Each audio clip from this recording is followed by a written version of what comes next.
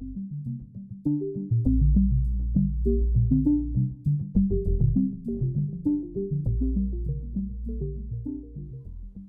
and welcome to 5 Minutes of Postgres. My name is Lucas, and today we're going to talk about parallel vacuuming in Postgres 13 and newer. We're also going to talk about the unfortunate fact that SQL Json won't be in Postgres 15.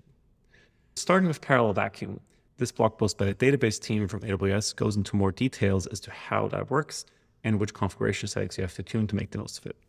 Generally, when you look at vacuum, there are 4 different phases that matter. There is a really short initialized phase at the beginning of vacuum. Then there is a pretty lengthy scan phase where vacuum scans your table and finds the rows that were deleted or updated and where the old version of the row can now be removed.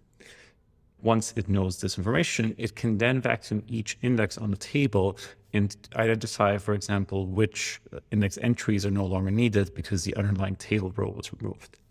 And last vacuum goes through cleanup phase where it actually cleans up all the indexes, removes dead entries, and it also updates the heap, and in some cases, reducing the size of the table by truncating it when there are empty pages at the end of the table.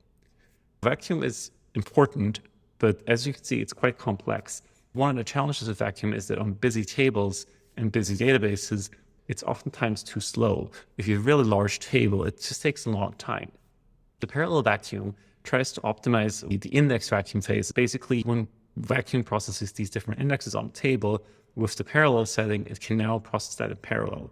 Note that this doesn't apply to auto vacuum. It only applies to regular vacuum. This is something that you can control through a few parameters, which ultimately define how much resources you make available to this new parallel vacuum. It uses the built-in Postgres background worker processes for that. The first important setting to note here is the max worker processes setting. This setting determines on the whole system how many processes can be launched to support parallel or other types of background operations. This is something that you would also use for parallel query, and parallel query and parallel vacuum share within the same pool of concurrent worker processes. Next, the min parallel index scan size setting. This setting determines in which case the vacuum process will start a parallel background worker instead of just doing it in the regular process that it's running in. There's always a cost to launching a new process. If you have very small tables, very small indexes, it's not really worth it. And last but not least, you also have this new max parallel maintenance worker setting. This setting determines the maximum number of parallel workers that can be started by a single utility command, for example, a parallel vacuum, or also previously a parallel create index. Now to test this, to create some test indexes, you need to have more than one index for this to work. And then with the \timing option, they run 2 vacuums, one with just a regular vacuum command. This does not use the parallel settings. Even if you enable the parallel settings on the server side, it's not enough. You actually explicitly need to tell vacuum that you want it to run parallel. So you can specify vacuum and then use a parallel, for example, 4, and this means that it will run up to 4 parallel processes during the index vacuum phase. On this particular vacuum, the regular vacuum takes 100 milliseconds, the parallel vacuum takes 83 milliseconds. That's a decent improvement.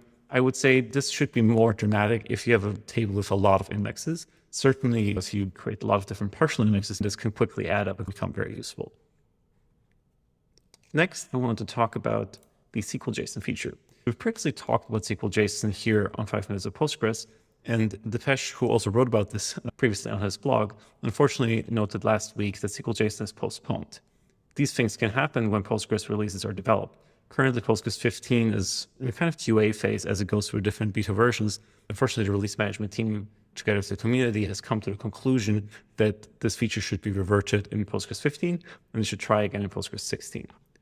There's a longer conversation here on what exactly happened here, but my understanding in my quick summary would be that some members in the community were doing performance testing, and they noted that Postgres 15 was slower than older releases for particular workloads that they were testing with. What they found out was that the way that SQL Json made modifications in the executor component of Postgres caused a lot of overhead for certain workloads. This would not just make the new feature slow, but also have a potential impact to other workloads that were using those same structs in the executor. There wasn't really a good way forward to keep this feature, but maybe add a little caveat to it because it would have impacted other types of workloads.